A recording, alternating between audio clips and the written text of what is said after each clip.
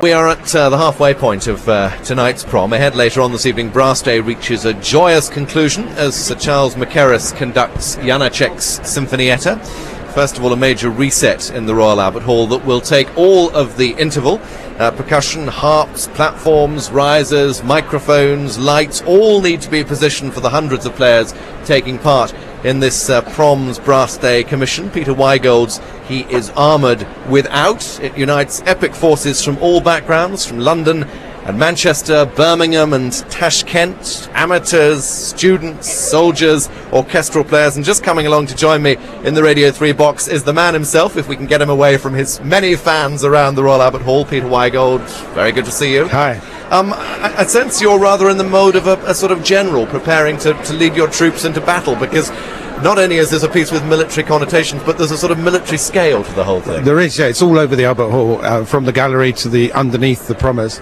Yeah, I'm a general, unfortunately, marshalling several armies on several different sides all at once. But how did you start with a commission like this? Well, I think I started with a sense that the strings were the still centre, then out to percussion, and then a sense that there would be a soloist in the middle, and then I spread all the other 80, 100 brass players in various circles and positions out of that. So I started really with the shape of it, the physical shape of it. So did you sort of start on a small scale and then build up, or? Yeah, I mean, it was just this sense that there would be both a huge battle and the strings as a still centre. I've got these two sort of Japanese-looking percussionists on the edge of the stage, two soloists in the middle of the arena, and it was a sort of epic sense of you. And of course, Nick Kenyon, director of the Proms, wanted something that used the hall.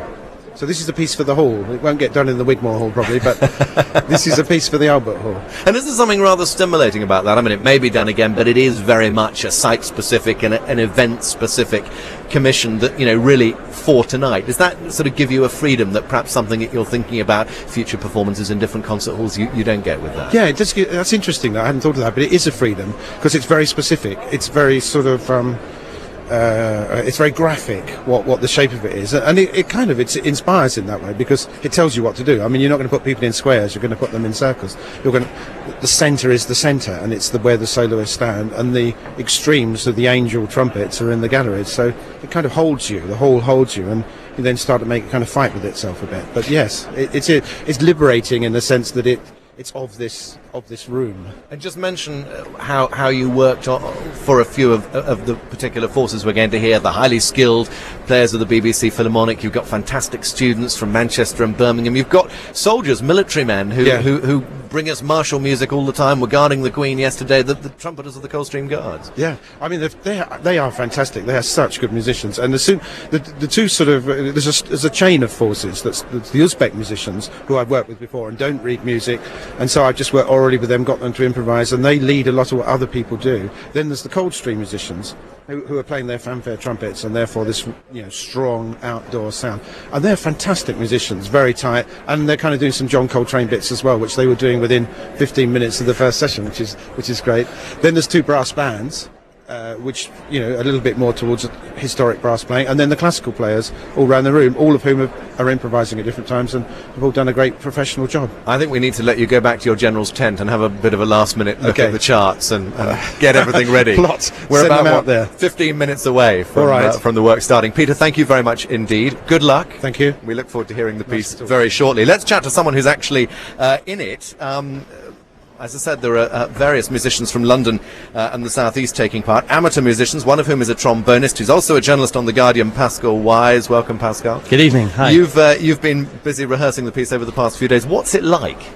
Being in the middle of all that. Yeah, it's a great unruly experience. I like it. And I love to be challenged on the instrument, not just in terms of notes and rhythms, but having a composer really tell you to push the sound, do something really different with it. We've got moments in there where we suddenly have to sound like a spitting fire. How do you do that on the trombone?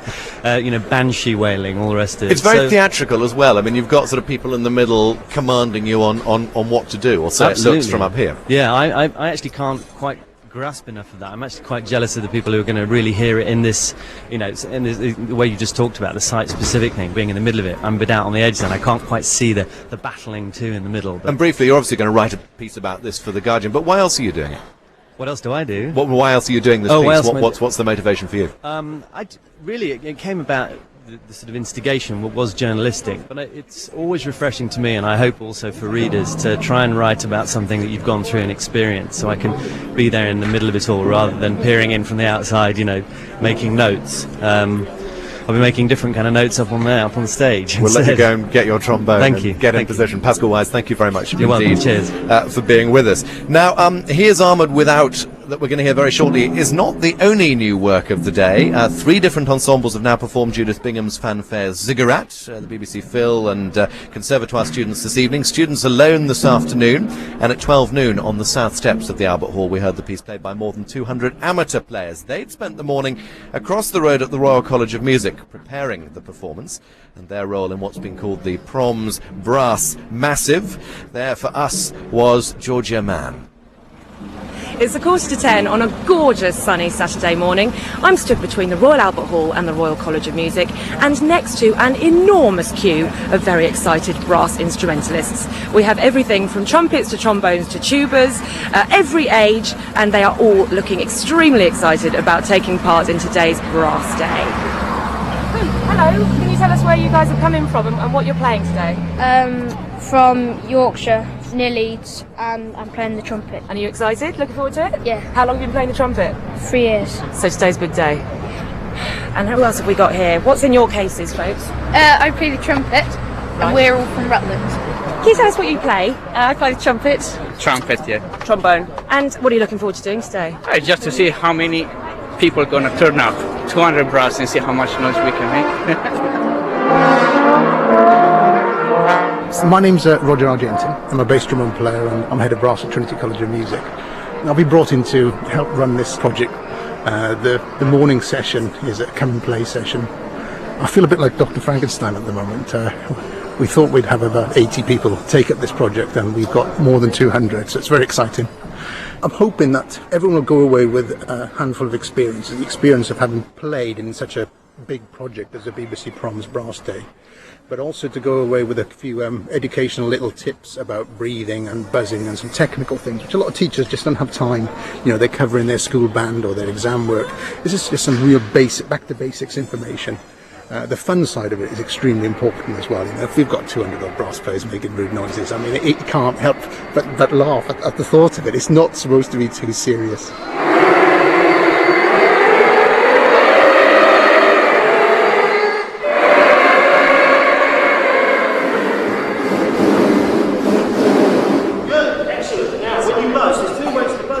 With me now is Paul Mays, who's just run the first of today's workshops, which involved a series of exercises, bringing in everything from balloons to straws to paper. Now, Paul, I did notice that one of the most anticipated moments of that workshop was when you made your trumpet make a noise with nothing but a balloon. Explain to us how that works. Well, this is a great way to demonstrate how a brass instrument works. We've got air and vibration. That makes sound. Now, when we blow a balloon up, it's got air, it's also got vibration. So the balloon should be able to play the trumpet. What we do is we just put the balloon over the mouthpiece, we blow the balloon up, then we put the mouthpiece back into the trumpet, just stretch it out a bit, and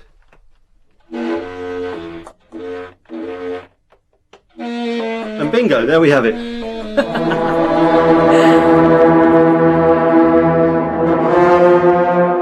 I'm Judith Bingham, and I composed a Ziggurat for tonight's prom. Judith, what did you set out to do with Ziggurat?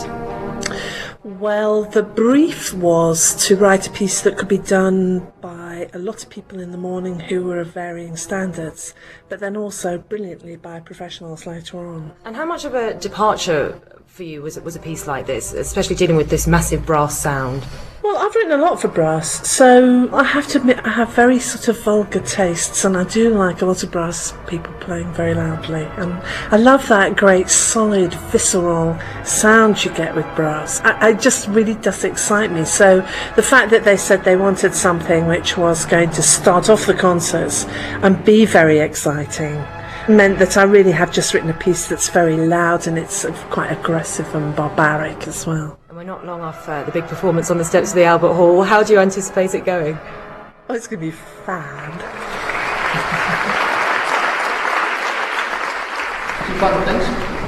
Enjoy yourselves. Watch, listen. Roger, we've finished the rehearsal. We're just minutes away from making our way over to the steps of the Royal Albert Hall. How has it all been? It's gone well. I can breathe slowly now, I can relax. It sounds great. Fantastic committed playing. The noise is awesome, it's devastating, it's so loud, but with feeling. Everyone just entered into the spirit of it and has really gone for it. I think that the job's been done. I feel really, really confident about it.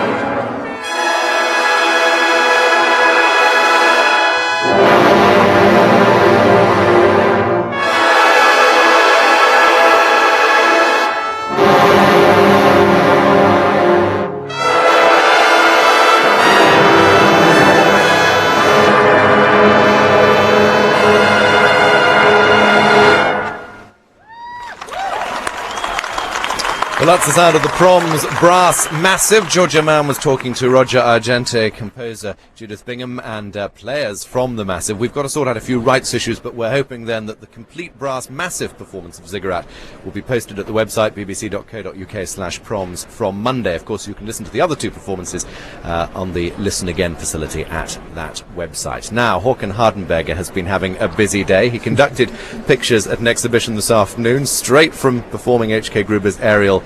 He's here. Ariel is a work that you premiered, you've recorded. It's obviously a very personal work for you. Well, it's also fantastic work. I mean, it uses the trumpet in a way, you know, it's a whole world.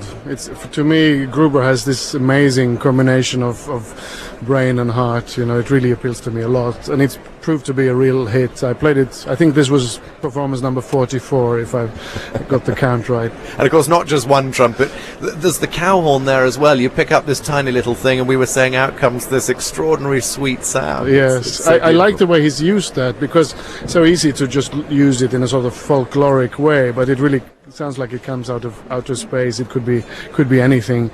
And the good thing with all these changes and having no break is that you don't have time to think about how difficult it is. And all the mutes, of course. I mean, we were saying you've got one actually fixed to the music stand. Yes, because that was the only way to be able to handle it. Yeah, that was my own little thinking. Now, I think he's writing you a new work. You're sharing the limelight this time with banjo, is it? Well, it's a proletarian continuo group of banjo and accordion, and then trumpet and strings. And he called me 7 o'clock in the morning yesterday to say that the first movement was just finished in Santa Fe, America. And when's the premiere? Next spring. Right. Yeah. Well, we'll hopefully get that at the Proms in the not too dim and distant future. Absolutely. What does it mean to you, this concept of a day celebrating brass?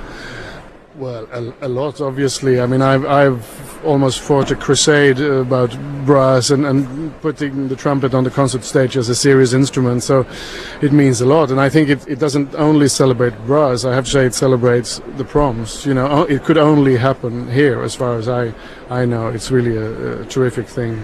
You're Swedish, of course. We've heard about the great brass band movement in Norway, but I mean, the fact that we've had these two bands on stage today from Grimethorpe and Black Dyke does seem to be a kind of particularly British thing, but actually is it becoming increasingly global?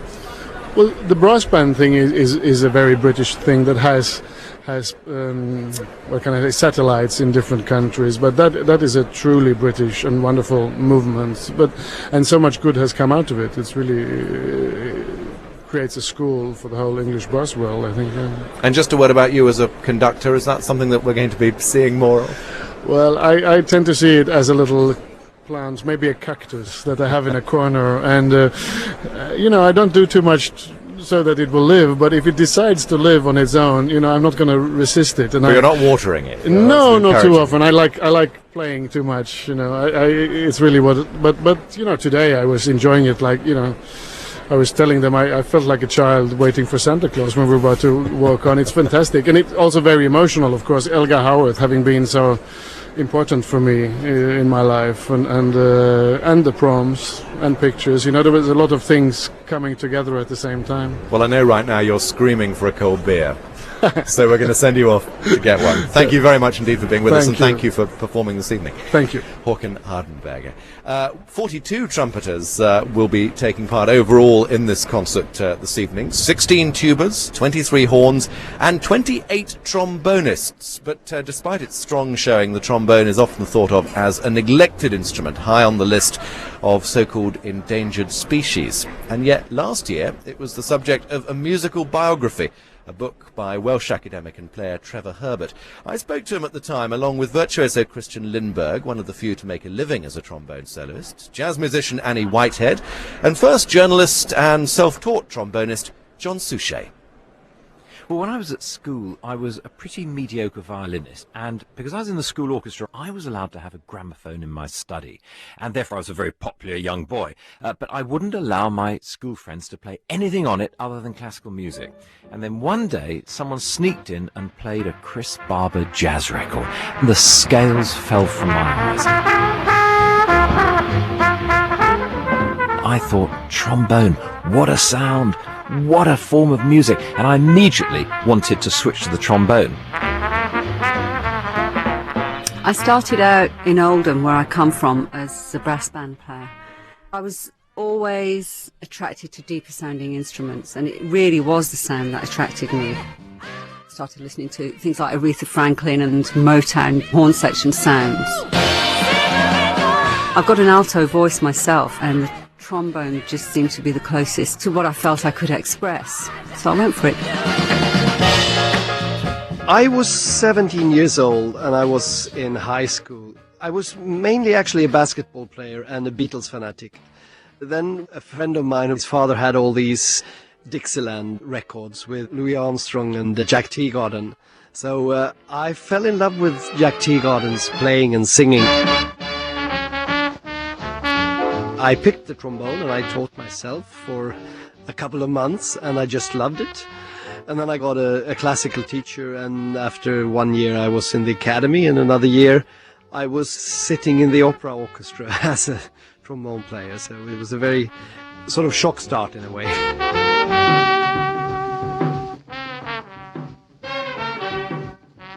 It had a very bad reputation. It was not really something which had a tradition behind it. And so you find an enormous amount of criticism of the playing of trombone players in sections you would regard as too loud, too brassy. The famous trombone solo in the tuba mirum of the Mozart Requiem, for example, was regarded by many critics in the 19th century as a mistake on the part of Mozart. Very often that particular solo was played on a bassoon rather than the trombone, because it was not credited that a trombone player could play it.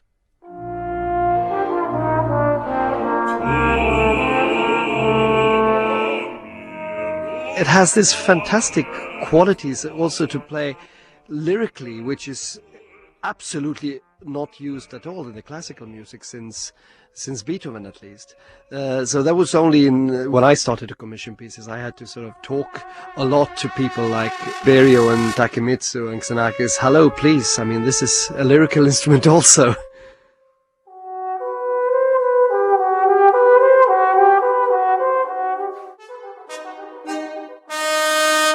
Berio Sequenza had a major input, I think. It took the two sides, like the serious side and the funny side, and put them together in a very attractive way.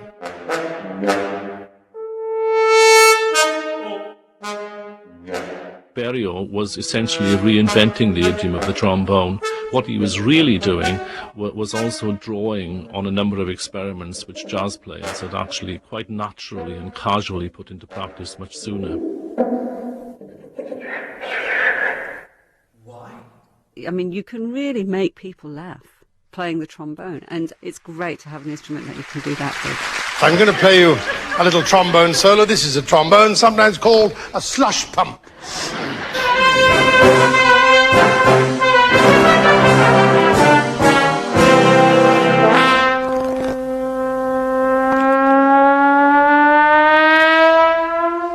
Trombonists together are very, very loyal to each other. It's not a very cool instrument, I suppose, but I think the people who play are cool, because they're kind of mavericks. They're playing this really kind of odd instrument, which is very difficult as well. I mean, you have to have a sense of humour if you play the trombone. You just do. You can't play the trombone and be really poker.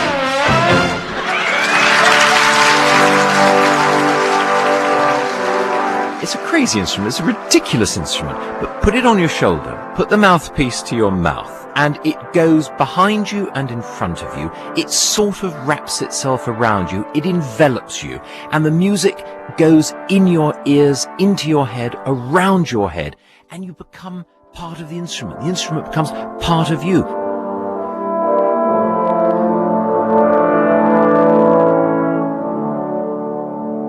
It's part of yourself.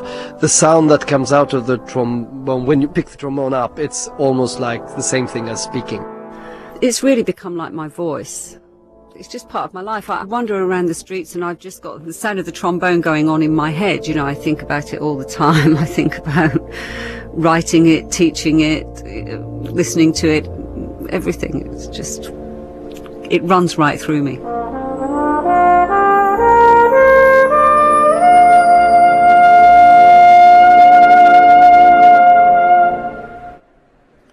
Annie Whitehead, Christian Limburg, Trevor Herbert and John Suchet, players and lovers of the trombone.